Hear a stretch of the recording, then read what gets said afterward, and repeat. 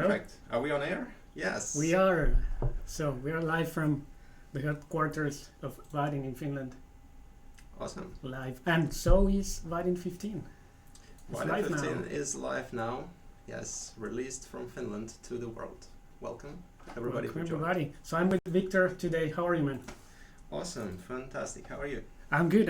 Looking forward to this new version of Vaadin. And in this webinar, we're going to discuss mostly one of the features, which is the most interesting one, but we're going to debunk some myths, and we're going also to show some other small improvements that are in Vaadin 15. And but before we start, why don't you tell us what are you working on recently? Well, recently, a lot of my time was put into preparing to the Vaadin 15 release. So as a product owner, I work with a team of developers who actually put their talents to make these things happen, new features to come to reality. It was awesome. I also had a chance to visit a few conferences talking to developers. Oh, you were in DevNexus, I think? Yeah, I was in DevNexus a few weeks ago. I was asking and trying to see what kind of future developers are looking forward to.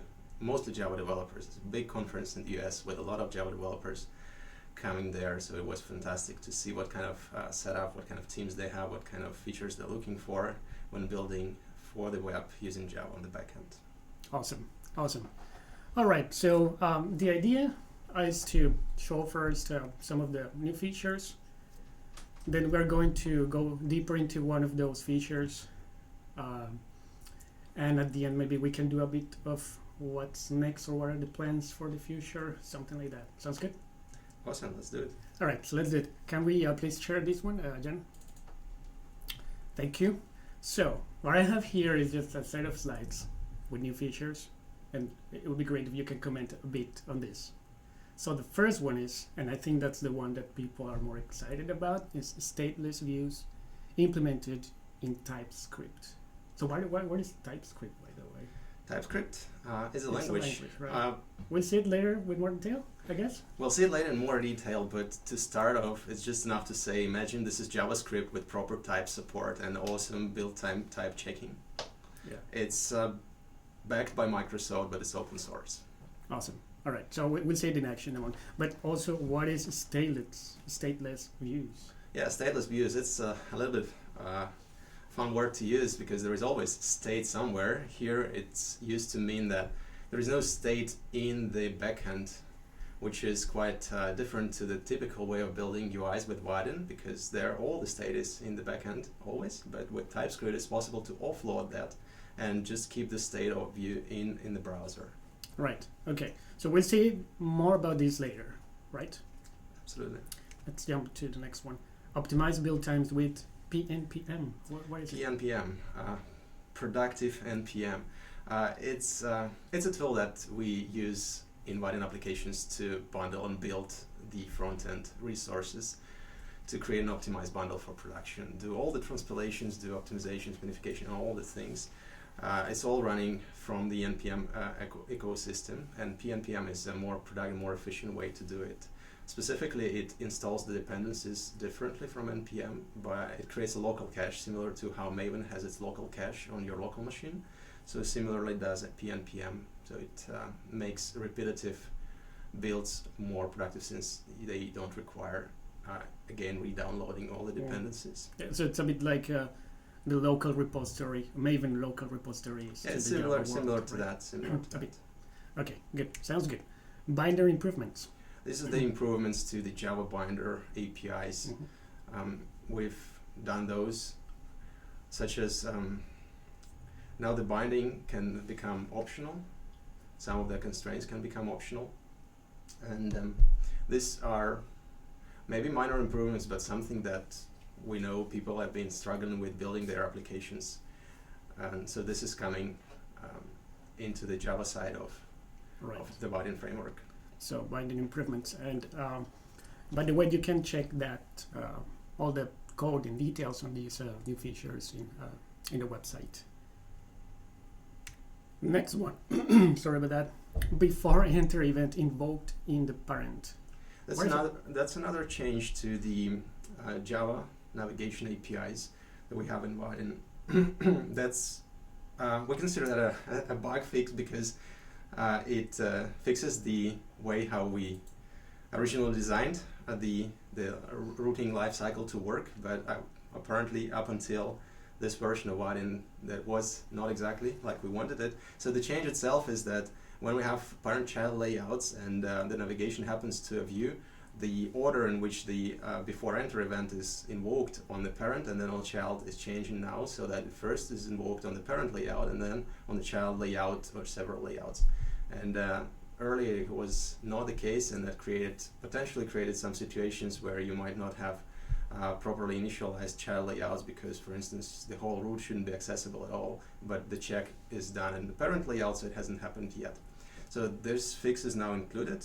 It will be released. It is released in Vaadin 15, but also this, as well as the PNPM change, is going to be also available in the next 14.2 release. So all that functionality is available to our LTS, long-term supported version, which is Vaadin 14.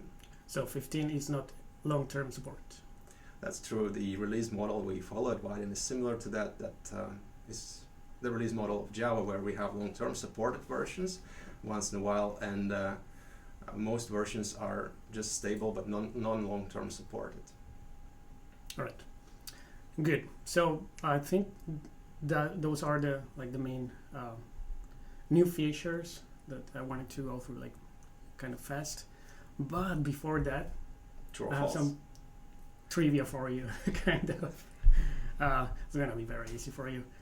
Just true or false. So I'll show you the sentence and you tell me if it's true or false. You need more knowledge of HTML and JavaScript with Vaadin 15, that is. No, that is false. Vaadin 15, you can definitely use Java as in the same way as you've been using it with Vaadin 10, Vaadin 14. Okay, good. Next one. You have to use TypeScript. No, you don't have to use TypeScript. This is False. a new feature, but you don't have to use it. Absolutely not. Yeah, all right. Vaadin 15 doesn't support Polymer 3. I don't know even where this one comes from. Of course, it still supports Polymer 3. Definitely Nothing false. changes there. All right. So yeah, so the way I see this new feature is that Vaadin has been moving a bit towards having more options to develop for developing views, right? So for example, first it was only Java, then the Vaadin designer allowed developers to drag and drop the components to a canvas, then HTML templates, and now we have TypeScript code as well, which enables some interesting features, right? So definitely not. These are like optional features, kind of adding support to new technologies or to open new possibilities with the Vaadin framework that were not possible before. Yeah, this is all extension of functionality, and you pick the tools for the use case. Most of the functionality is still available in the core of the framework, so a lot of things are just doable with Java. Right. All the other functionalities or features are there to support some corner cases that might be difficult to achieve with pure Java code, but Yeah. so those are extensions that we would use when the need comes. Awesome. I think there's still one more, at least. Vaadin 15 requires Spring Boot. Oh, True or that's false? another myth that we want to bust. That's false. So it doesn't. Definitely. No, of course False. it works. I mean, definitely we support Spring Boot as well, but no, it does not require Spring Boot. Yeah, pretty much you can use everything Java, right? Yes. I think, yeah, that was it from this very quick introduction to the features, but now we really want to see some code. Let's from do it. you. So could you please, Jan, switch to my screen? And you have to present your screen first. Yeah, Yeah. okay, cool. Right, so seems to be working. Awesome. For the demo, I wanted to start by creating a new application from our start.vaadin.com website. It's, I think, very, very nice. Probably the easiest way to create a new application with Vaadin. This is kind of visual tool where you add views to your application and download a project that runs, and you can modify it from there onwards. For this demo, I would take the default 2 views that it gives me out of the box and add 2 more views, one with a list of cards, and I specify that this view I want to be in TypeScript. And then another one, the form view, which I also want in TypeScript.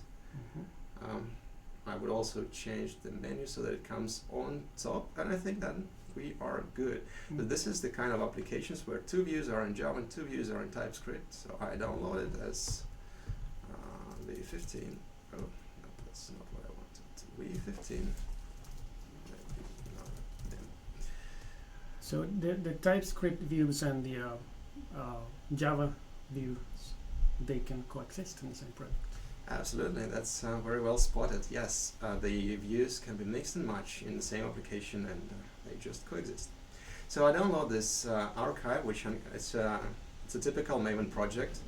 Here, the command to run it here is using Spring Boot. So Maven Spring Boot run would start it, and let's see. I've already opened it in my Visual Studio Code here, and let's see. Start it with that command. Do I have to use Visual Studio Code or? Absolutely not. You can choose the IDE that suits you best, but since for that demo I'm going to show TypeScript support, I know that in Visual Studio Code the support for TypeScript is on decent level, so I choose that IDE. I know that also IntelliJ IDEO works very well for that, and Eclipse. Probably Eclipse is the weakest in terms of TypeScript support, but it works very well for Java. Right. So now, when I have this project downloaded, I would use the command that is given to me here to run it. I've already done it, so save a little bit on the building time. And what I have here is a running application. Okay, let me try to maximize it full screen. You can see that it looks very much the same what I saw when I designed it, so no surprises in that space. Let's see what I'm going to focus on for the next few minutes of the demo is the TypeScript view that is here. So now we are looking at TypeScript code. Now we are looking at some TypeScript code right away. The file we are looking at is responsible for rendering this card list view. The file itself is, has the name cardlistView.ts, it's .TypeScript. It has a bunch of styles here, which is just CSS is the way you style on front end, but I don't want to draw a lot of attention to that part. What is interesting here is that the whole view is defined as a single custom element, which is no surprise or no change compared to the previous Vaadin versions when using Polymer templates. What has changed here, though, is that for this view I create this custom element using the lead element library, helper library. I also do import a bunch of Vaadin components, Vaadin grid and Vaadin layouts, because this is what this view is built with, and then further on there is the template. This basically is the entire template, or is how the view looks. Now if I scroll a bit further, I see that the data for that view is just hard-coded here, right, straight in. Probably because it was done by a visual designer and they didn't want to or didn't know how to connect to the backend, and it just used some random data. So let's have a look on how would I actually connect this to the backend, because this is part of what Vaadin 15 makes very easy to get access to your Java backend and just call any backend service that you want straight from TypeScript. So for that I have I've coded now. Okay, I'm not coding it live right now, but there are two classes I've created that provide me a list of plain Java objects that I call cards, which has a set of properties like image URL, name, basically everything that I need to render this kind of view. So I've created these two classes, a plain Java object and then a service that would give me a list of those. So the card class could be, for example, something that you persist into a database and absolutely with, I don't know, JPA. It is generally any entity that you can use. I'm not using it here for simplicity, but absolutely that is, it can come straight from the database, or you can modify it somehow based on your business logic. We can also assemble it from several microservice backends and just have one endpoint that returns you a combination with all the properties that you might need. Right. So here I have this Java class with a method that I want to call. As soon as I add this additional annotation on this class, the endpoint annotation, which comes from Vaadin 15, this class becomes available to my TypeScript code. I also add another annotation, anonymous allowed, because my application does not have a login form, and by default calling these Java classes from TypeScript requires user to be logged in, so I have to explicitly allow anonymous access. After that has happened, if the application is running in development mode, which it is, any changes to this kind of endpoints are processed by the Vaadin Maven plugin, and it automatically detects the changes and rebuilds the application. Will generate the TypeScript wrappers that I can use from my TypeScript code to call this. For instance, here I would access this endpoint by importing all the exports from the generated file called card list endpoint.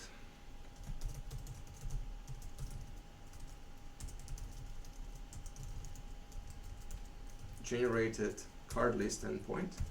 So now I can call it, which I'm going to do right here. So I will take this and do card list endpoint, and you see that it will actually offer auto-completion here based on what methods are available. For instance, here shows that the method list returns a list of cards asynchronously.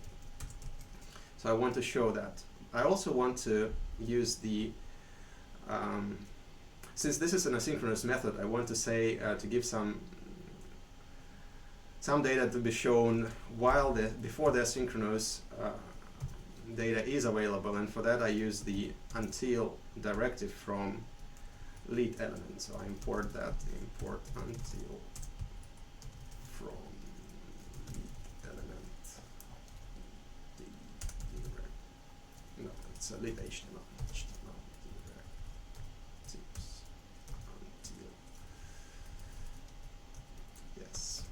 So now what happens if I save, let's save it, you can see that, hey, the image got broken and the dates are now displayed in a bit weird way, but apparently it worked. It now comes from the backend, and that means I can remove this hard-coded data from my front end completely, which I'm going to do. See if that still works. You notice that if there is any webpack error or a front-end build error, it's displayed here in the browser. So in this case, it tells me that property is declared but not used. So I'm importing something that is not used. Now remove this. Okay, fine. Now let's see if I can find what is the problem with the image. I'm going to change the syntax of this from using Polymer 3 style syntax of given template to my Vaadin grid content to use the renderer function instead, because there it's easier for me to rely on TypeScript autocompletion. So I define render is something that is render of, let's see,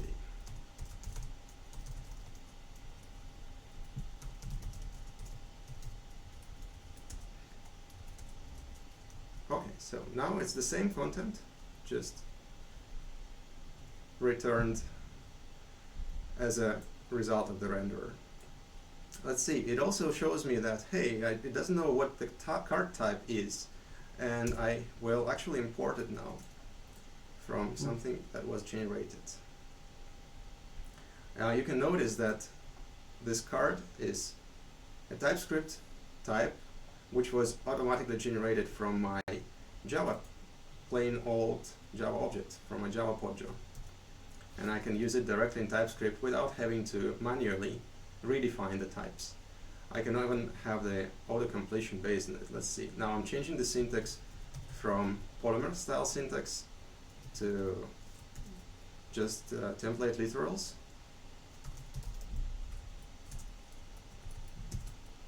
And now it's immediately obvious what is wrong with the image, because the property name was misspelled. It actually is image URL, so I rely on auto-completion to fix that, save it. And you get these errors while you are developing the application, compiling, Yes. not in deployment. No, or no, no. This is just the runtime. application is running in development mode, and I can see that it auto reloads here, and I have the type completion, auto completion. Awesome. Maybe one last thing I want to illustrate here. Let's do the date formatting thing, and this is something that sometimes you might run into trouble because date format would depend on time zone, on the user locale, and many other things. So this is a good example where you can utilize the standard browser APIs instead of trying to provide the backend that is smart enough to return the right response to every client. Let's create a date formatter.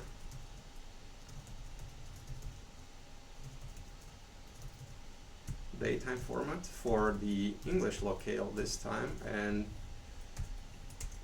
using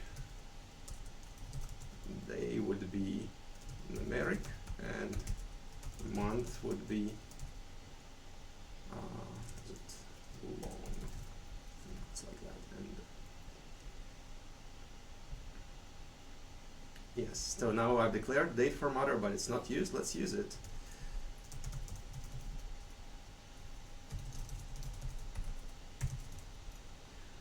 So I use it on the date that I get from my backend, and so it's now nicely formatted in the browser using the standard internalization API. And what is nice here, I can change this to be any other locale. Let's try Finnish since we're in Finland.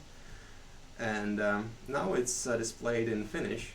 And you can also rely on the browser locale if you keep this as undefined. Well, in this case, it's not anything interesting because my browser locale is English as well. But this way you could use the same data and display it internationally for all users abroad without having to complicate or put that logic in the backend.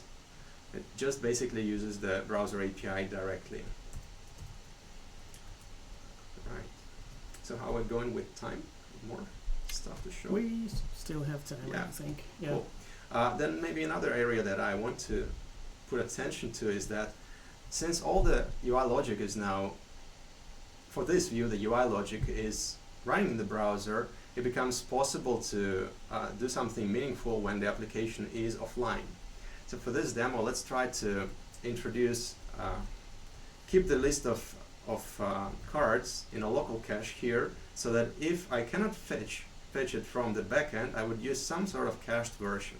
So let's create a cache which is a list of cards which is initially empty, and then let's do a connected callback which would, or well, then in this case we would also need to keep it in a property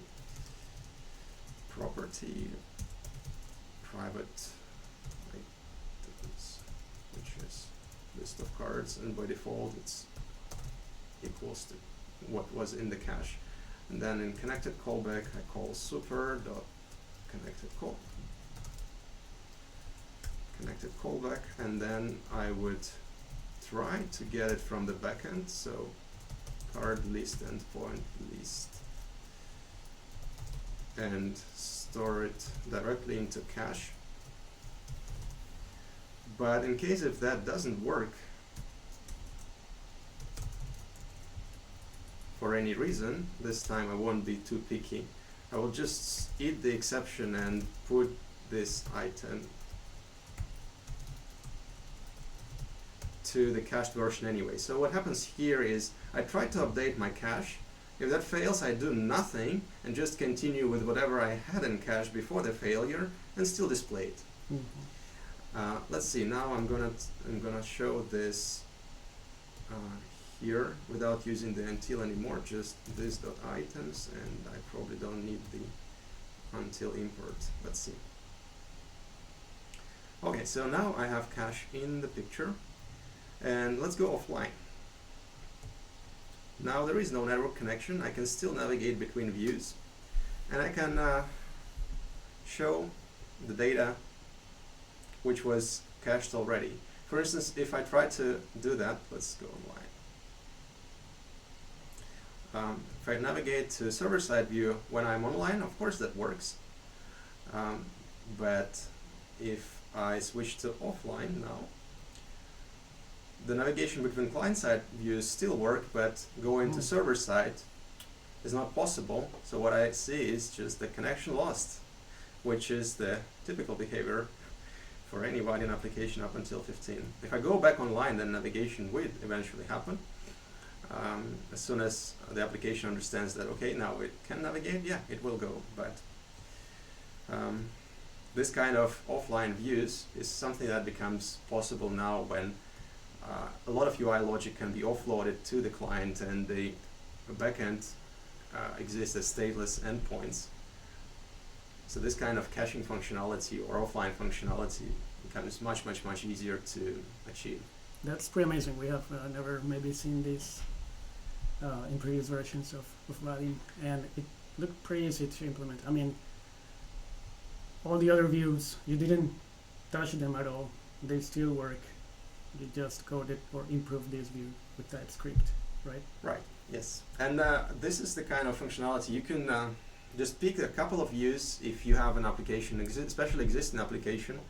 You can pick a couple of views where you really need it and just implement those in TypeScript for the sake of that functionality, or maybe if you want to use some browser APIs directly, while keeping the rest of the application where you don't need any special functionality built in Java. It can also be that an existing application is Vaadin 10 or Vaadin 14, and that needs to be upgraded to 15, while all the views, all the APIs can remain, but then you will get the possibility of extending the functionality of application by adding a few TypeScript views where necessary.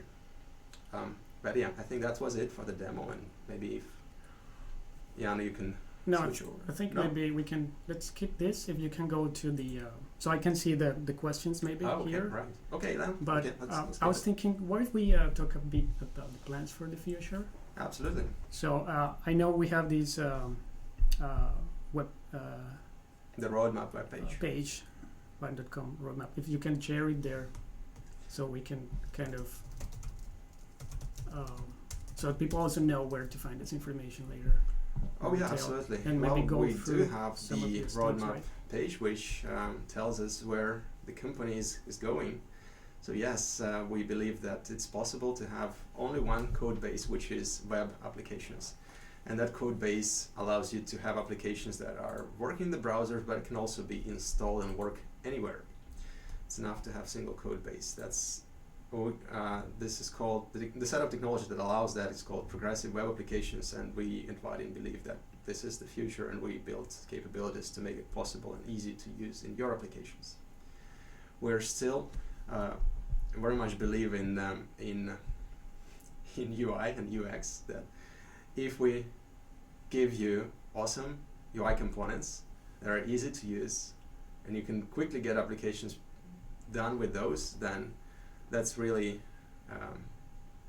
that's a differentiator for Vaadin. So we keep investing in our components. They are framework agnostic, they are based on standards done with web components. We are committed to continue that effort further. This is all on the roadmap. Want to build a product that is usable by an entire team, full stack teams, from designers to front-end developers to back-end developers. We're going to put more effort in combining our UI components and making a proper design system out of it. Want to build more components that are focused around collaborative experiences. Think of Google Docs kind of application that would be easy to build with just existing components. So this is adding these kind of features to a Vaadin application. Yes. Right. Now, if we would talk about specific upcoming releases, very soon the next release will be an update to our LTS train. The Vaadin 14 is going to get an update, 14.2, where all the Java API changes that I mentioned in the beginning are going to be present, as well as the improvement to the front-end build time using PNPM. So it's what is P? I don't recall what P stands for. It's a faster NPM. Performant NPM, right?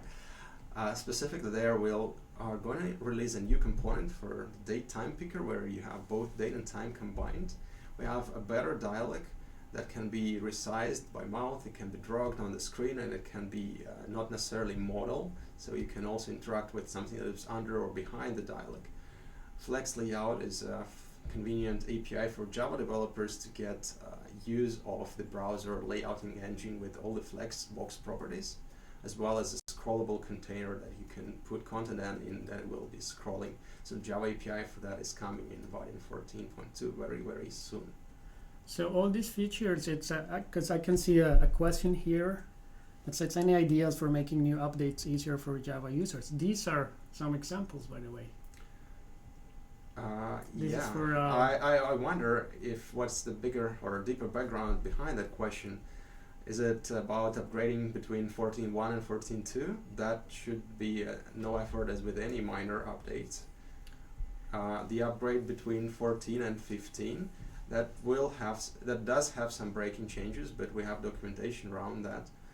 And of course, any feedback is welcome. For instance, speaking specifically about 14 upgrade between 14 and 15. Let's see. I think it's in the documentation here. If you go to Learn documentation and switch to Vaadin 15 version, it has a special separate section around upgrading from what is it? Framework. Yes, upgrading from Vaadin 14 tells how to do and what to do if you want to go from Vaadin 14 to Vaadin 15 and start using some of those features. So if I don't know if I really guessed correctly the actual question, but this is probably one place to check on the upgrade story. Yeah, that was actually another question, like how to migrate. So yeah, I think that answers that question that came from the chat on YouTube. Yeah, I just wanted to mention something. It's that plans. What are the plans for the future in a nutshell? Vaadin continues to focus on doing what it does best, which is developing UIs with the Java programming language. Now you have more tools to use, well, other tools to do this kind of job. But like as you can see here, you notice that there are continuous improvements on the Java APIs as well. Yeah, definitely. So improvements to the Java APIs are coming. There is a lot of things in the roadmap. I think after those that I mentioned, there is RTL support. RTL is right to left languages such as Hebrew and Arabic, and I think those are the main, but a few others as well. So support for building your interfaces with that using Vaadin components is coming also for the Java developers in the next closer to summertime. No specific date, but we're aiming at June. And at the same time, we're like exploring how would the next LTS coming out next year look like. And this is where we are experimenting with the features like TypeScript, which is now released in Vaadin 15. And we are planning to make more improvements in that side, making development of those client-side views easier, or adding more functionality to that in the upcoming stable versions, trying to pave or discover our way towards the next long-term support release that will work best for everyone. Right, yeah, so anybody who is interested in checking the roadmap, that's the best place, I think. Yes. I don't know, we were aiming at 30 minutes for this webinar. We're 3 minutes over. 3 minutes over, but I think it's worth taking some questions if you have time. Absolutely. Yeah. Questions. So, this came from the forum that people use to kind of sign up to this webinar. So Vignesh, I don't know if I'm going to pronounce these names correctly. I'm sorry if I'm not doing it. But Vignesh Arjunan says, can we make a Facebook-like application with Vaadin? That's a very short question, but it kind of goes deep. First answer is yes, you can. Second, my question would be, should you really build a Facebook-like application at all with any technology? But yes, you can. I don't know what exactly is the aspect that might raise more questions there, but yeah. All right. Yeah, from a technological point of view, you can implement all those features. Definitely. I don't know if the person is talking about like the crazy amount of numbers when it comes to requests to the application or something like that. Yeah, of course, features, the crazy amount of requests, which is high loads, would of course create its challenges. With Vaadin, it would require setting up replication because with Vaadin 10, Vaadin 8, Vaadin 14, server-side state means that every user session requires extra memory on the server, and so you need to implement sharding in a proper way. So high loads would be difficult to achieve. If you don't have state per user on the server, that's of course much easier. Yeah, well, like you said, challenges, but challenges that Facebook also has anyway. Pretty sure. Yeah. Any high load application would have its own challenges. Yeah, all right. Brett Florio asks, as a company that just started using Vaadin, I think that's like his company, with non-Java web components. In Vaadin 14, we are unfamiliar with the upgrade process. What should we expect in terms of documentation, breaking changes, web components removed, etc.? I think this is more about the web components. About the web components. Let's first start from the removing web components. I don't think we had yet removed any existing web components, so there is little that I can say in that space. No precedence, nor that we're planning to remove any at the moment. Breaking changes, yes, I think they are possible between major versions. Not sure if I'm the best qualified to answer those. At least I don't recall any major issues related to that. If I think about our components, let's say where we have them, UI components, they all have documentation and examples. And say grid is probably the most complicated one. If I look at what they have in documentation or on GitHub, we'll probably see that what was first in the release 5.0, let's say 5.00, no, the last dot. And here, for instance, you will find all the breaking changes since 4.x. And for instance, in this case, which happened April 2 years ago, the approach to theming has changed, and a difference to flex containers. So we do introduce breaking changes between majors, yes. We also document those changes, and as far as I know, this is subjective. The breaking changes to components, they don't usually cause major trouble or needs to rewrite the application or anything. They normally are rather easy to address. Right, thanks. Last question I have here is from Andy Robbins. I have developed apps on Vaadin 6, 7, and 8. Looking to jump back in and see the progressive web applications, which I was discussing the need for years ago. Right. Well, there's no question there, but it's a kind of good feedback, I believe. So, progressive web applications, just very, very quickly, how would you define, or what's the main thing with progressive web applications? Progressive web applications. I would say that this is the applications that you can have installed on your laptop. So, for instance, any application that you get from startvaadin.com is a progressive. You see that there is the install prompt here, and I can install it here, and then it runs as a standalone window on my machine. So it's installable, right? Then if I go offline, it would work offline, possibly, or at least provide some sort of experience when offline, which is very different from a website.